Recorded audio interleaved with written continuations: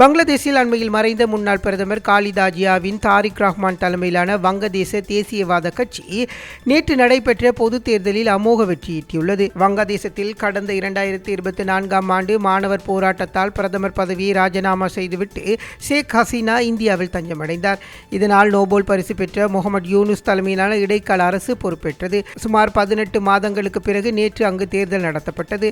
முன்னாள் பிரதமர் ஷேக் ஹசீனா மீதான வழக்குகள் நிலுவையில் உள்ள நிலையில் அவரது அவாமி லீக் கட்சிக்கு தேர்தலில் போட்டியிட தடை விதிக்கப்பட்டது.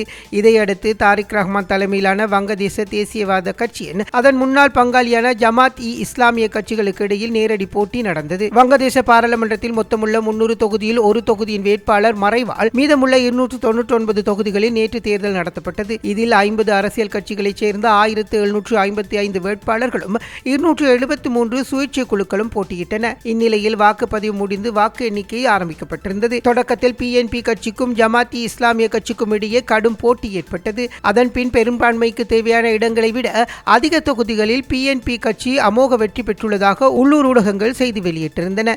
211 தொகுதிகளை கைப்பற்றிய PNP கட்சி தேர்தலில் முன்னிலை பெற்றதுடன் ஜமாத்-இ-இஸ்லாமிய கட்சி 70 தொகுதிகளை கைப்பற்றியுள்ளது. இதனால் அந்த நாட்டின் அடுத்த பிரதமராக தாரிக் ரஹ்மான் பதவியேற்பார் என தெரிவிக்கப்படுகிறது.